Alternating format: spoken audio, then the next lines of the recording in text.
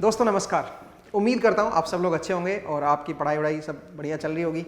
तो last episode में हमने देखा था क्वाड्रेटिक फंक्शंस के बारे में और उनको हमने कुछ सोल्व किया। हम असल में फंक्शंस पढ़ रहे हैं और फंक्शंस में हम एल्जेब्राइक फंक्शंस को हम देख रहे हैं। एल्जेब्राइक फंक्शंस में हमने एक कैटेगरी उठाई है पॉलिनोमियल फंक्शंस।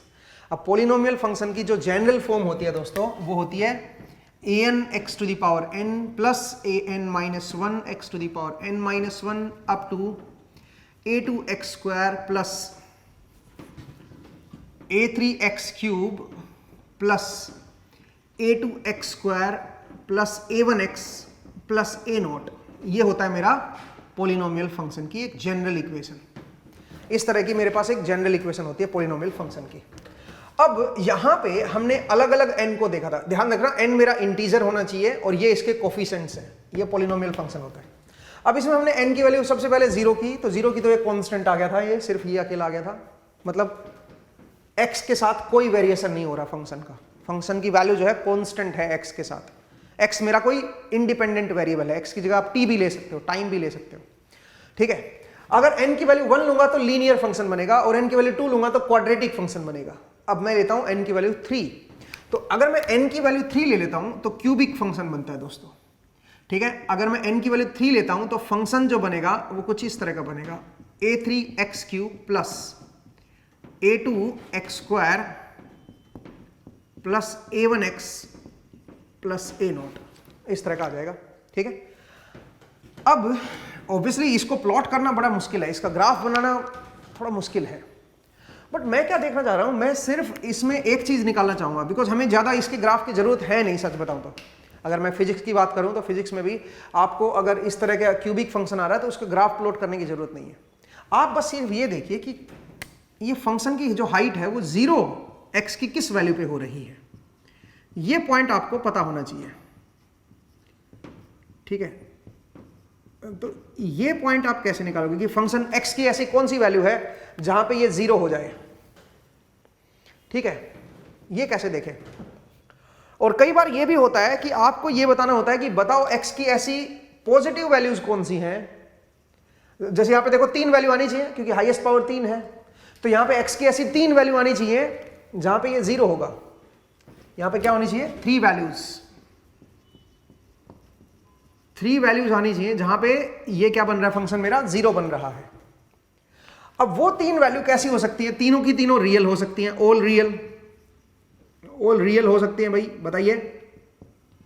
या ऐसा हो सकता है कि एक मेरी रियल हो, 1 रियल एंड 2 क्या हो जाए, कॉम्प्लेक्स, 2 कॉम्प्लेक्स हो जाए। ऐसा कभी नहीं हो सकता कि एक कॉम्प्लेक्स और 2 रियल हो। कॉम्प्लेक्स हमेशा पेयर में होते हैं, कॉम्प्लेक्स रूट हमेशा पेयर में होते हैं। अगर एक complex root a plus iota B आ रहा है तो दूसरा a माइनस आयोटा बी आएगा, वो हमेशा पेयर में आएगा दोस्तों। तो इसलिए ऐसा हो सकता है कि 2 कॉम्प्लेक्स आ जाए तो एक रियल आ जाए। ये 2 पॉसिबिलिटी हैं दोस्तों, ये 2 पॉसिबिलिटी हैं। अब यहां पे हम इसके रूट क्या एग्जैक्टली निकाल सकते हैं कि इसके x की कौन सी वैल्यूज है जहां पे 0 हो। एग्जैक्टली ही तो आप हर केस में नहीं निकाल पाओगे, हर इक्वेशन में आप एग्जैक्ट लोकेशन नहीं निकाल पाओगे उनके रूट्स की। हां, अगर समहाउ आपने इसको फैक्टराइज कर दिया तो आप कर लोगे। बट मैं आपको यहां पे एक डिफरेंट चीज बताना चाह रहा हूं। मैं आपको रूट्स निकालना नहीं सिखाऊंगा यहां पे कि भाई रूट्स कैसे इसके कैलकुलेट करें या इसका क्या फॉर्मूला है रूट्स का, वो हम उसमें इंटरेस्टेड नहीं है।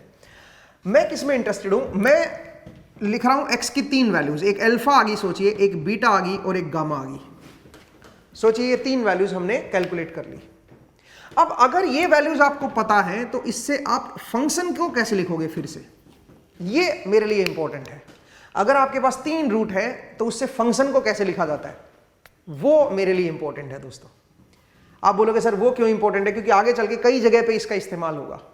मैं रूट्स नहीं निकालना चाह रहा हूं, ठीक है। रूट्स निकालना चलो छोड़ दो, बट अगर मान लीजिए मेरे पास रूट्स दे रखे हैं और फंक्शन बनाना है, वो कैसे बनाएंगे, वो मेरे लिए थोड़ा इंपॉर्टेंट है। तो उसको कैसे लिखेंगे जरा देखिए।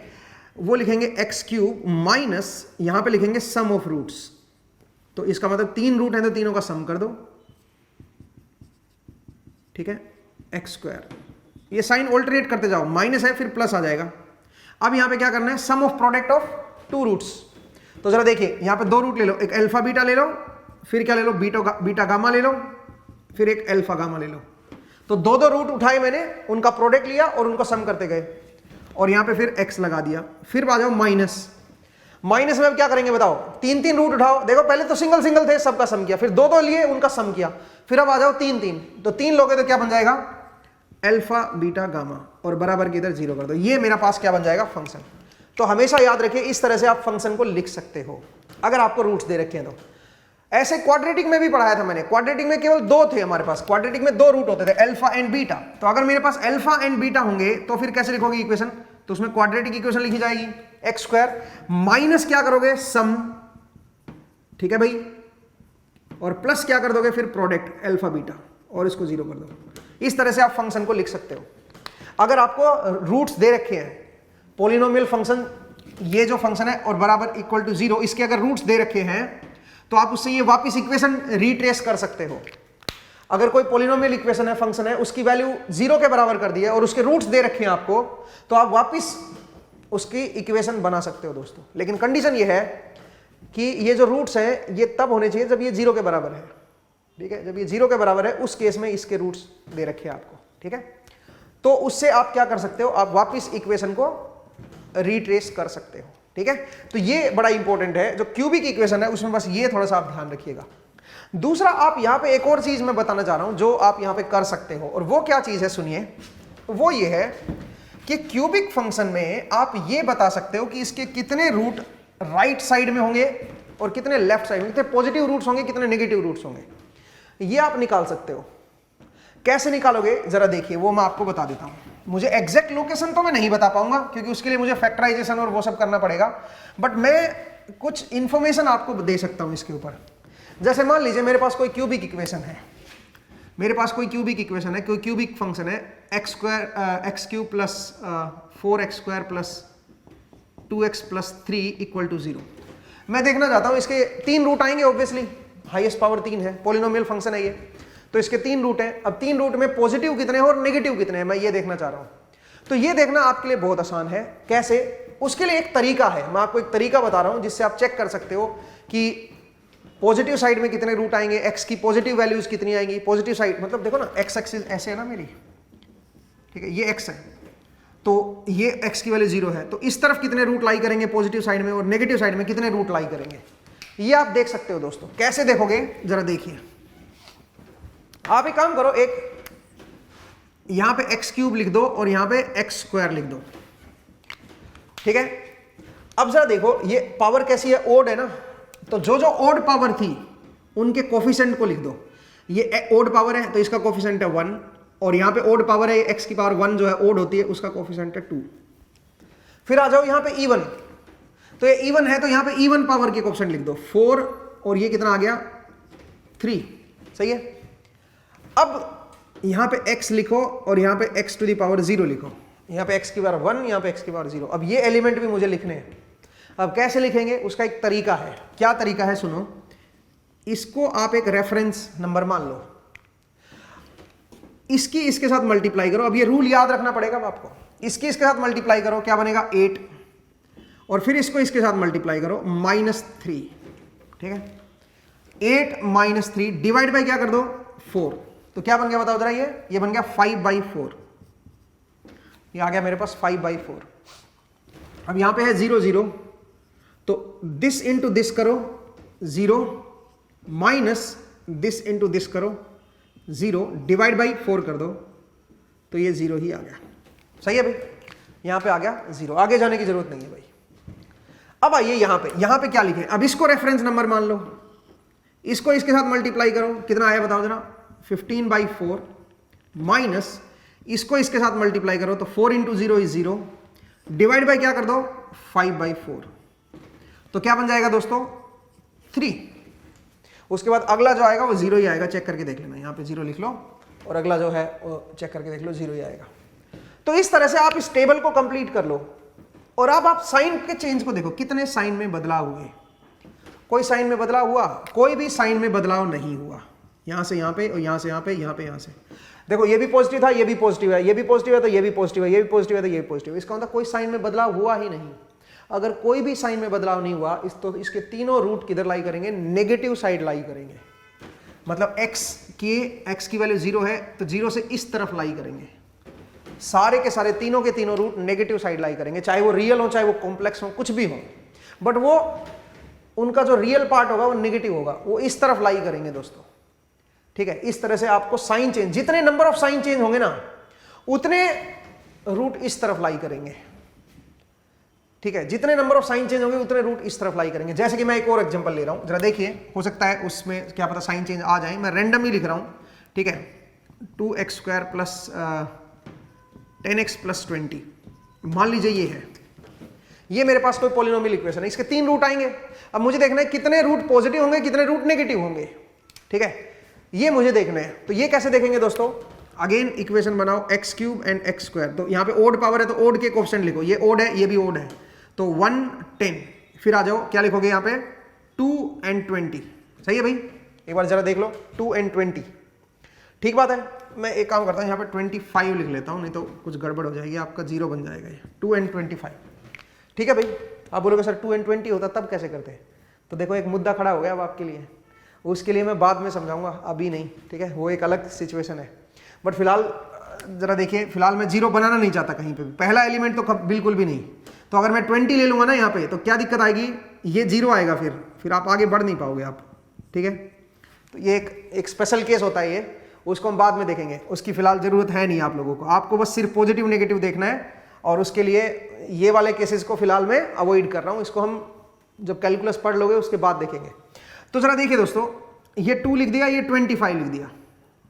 अब बताइए यहां पे क्या लिखें, तो इसको रेफरेंस मान लो, दिस इंटू दिस, तो 20 minus this into this 25, divide by क्या आ जाएगा बताओ जरा, डिवाइड बाई 2, तो ये बन जाएगा -5/2, और अगला आएगा 0, क्योंकि आगे कोई एलिमेंट तो है नहीं, 0 0, तो 2 into 0 is 0, 1 into 0 is 0, divide by 2 करोगे तो 0 ही आएगा।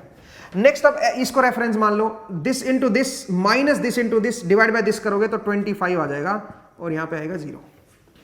तो इसका मतलब पहली कॉलम को देखो, अब पहली कॉलम में देखो क्या कोई साइन चेंज है, ये पॉजिटिव ये भी पॉजिटिव, यहां से यहां तक नेगेटिव हो गया, प्लस से माइनस, और फिर माइनस से वापस प्लस। तो इसका मतलब कितने साइन चेंज आए, 2 साइन चेंज आए। तो इसका मतलब इन 3 में से 2 रूट जो होंगे इसके, वो किधर लाई करेंगे, वो पॉजिटिव x की तरफ लाई करेंगे, वो उनका जो रियल पार्ट आएगा वो पॉजिटिव आएगा। 2 रूट इधर लाई करेंगे। ठीक है, x एक्सिस ये है ना भाई, x के रूट निकाल लेना मुझे, तो x के 2 रूट पॉजिटिव आएंगे और 1 रूट इस तरफ लाई करेगा।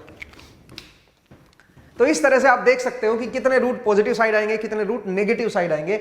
लेकिन सच बताऊं तो आप एग्जैक्ट लोकेशन इसकी निकालने के लिए आपको फिर फैक्टराइजेशन करनी पड़ेगी, जो आपको मैथ में सीखनी है। मैं फिलहाल फैक्टराइजेशन नहीं सिखाऊंगा आपको कि इसको कैसे फैक्टराइज करते हैं, कैसे इसको देखते हैं, वो चीज नहीं बताऊंगा। दूसरा, इसमें और भी स्पेशल केसेस हैं, जैसे एक केस मैंने यही लिया ना, ये 20-20 वाला ले लिया। ठीक है, जरा देखो, जैसे कि यहां पे मैंने 20 ले लिया, अगर ये 20 ले लिया होता फिर कैसे करते, फिर तो बड़ी दिक्कत थी। जरा देखो कैसे, x³ एंड x²। ठीक है, अब जरा देखो, ये यहां पे मेरा 1 है और यहां पे क्या है मेरा 10, फिर यहां पे बताओ, यहां पे आ गया 2 और यहां पे क्या आ गया 20। अब बताओ, यहां पे x की वैल्यू 1 है यहां पे, तो x की वैल्यू 1 के और x की वैल्यू 0 के कोफिशिएंट क्या आएंगे बताओ, 20 माइनस 20, तो 20 माइनस 20 करोगे तो 0 आएगा, और 0 डिवाइड बाई 2 करोगे तो 0 ही बनेगा यहाँ पे। और फिर अगला बताओ, अगला तो फिर से 0 आ जाएगा, अगला फिर 0 आ गया। ठीक है, तो अब दिक्कत यह है कि अब क्या करें, अब इससे आगे बढ़ नहीं पाओगे आप, इससे अब आगे कैसे बढ़े।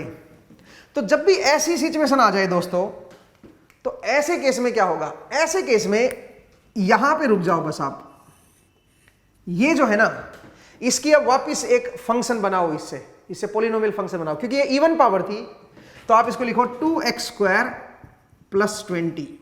इसका मतलब ये जो फंक्शन है ये इसका रूट होगा, ये इसका एक फैक्टर होगा, ये इसका एक फैक्टर होगा ये। ठीक है, तो 2 रूट तो यहीं से पता चल जाएंगे आपको, समझ रहे हो, 2 रूट तो यहीं से पता चल जाएंगे। कैसे आएंगे 2 रूट बताओ, यहां से x की वैल्यू इसको 0 के बराबर करके 2 रूट निकाल लो यहां से, वो इमेजनरी रूट आएंगे। ठीक है, इमेजनरी आएंगे, वो कोई बात नहीं, बट 2 रूट यहां से आ जाएंगे, एक और रूट आना चाहिए, फिर वो रूट कैसे निकालोगे भाई? इसको डिवाइड कर दो इससे। अगर ये इसका फैक्टर है पूरी इक्वेशन का, तो इसका मतलब क्या होगा बताओ जरा? अगर इस पूरी इक्वेशन को इससे डिवाइड करोगे तो डिवाइड हो जानी चाहिए भाई, सही बात है, डिवाइड हो जाएगी। लेकिन ऐसा तभी होगा जब पूरी रो 0 आ जाए। अगर पूरी की पूरी रो मेरी 0 आ गई तो ऐसा होगा, ठीक है। क्यूबिक इक्वेशन में अगर कोई भी 0, एक आगे वाला 0 आ गया तो पिछला तो फिर पक्का ही 0 होगा क्यूबिक में, ठीक है। तो आपको ये जैसे 0 0 आया, ये इससे ऊपर वाली इक्वेशन को लिख लिया करो, 2x² + 20। अब ये जो इक्वेशन है मेरी, ये जो फैक्टर है, ये जो है, ये इसका अपना एक फैक्टर है। अगर इसको डिवाइड करोगे ना इससे, तो ये पूरा पूरा डिवाइड हो जाएगा। आप करके देख लो, डिवाइड करके देख लो। अगर मैं डिवाइड करके दिखाऊं आपको तो जरा देखिए, अगर मैं इसको डिवाइड करके दिखाऊं तो बनेगा x³ + 2x² + 10x + 20, और यहां पे है 2x² + 20। अगर मैं डिवाइड करूं तो डिवीजन आप सब लोगों को आना चाहिए भाई।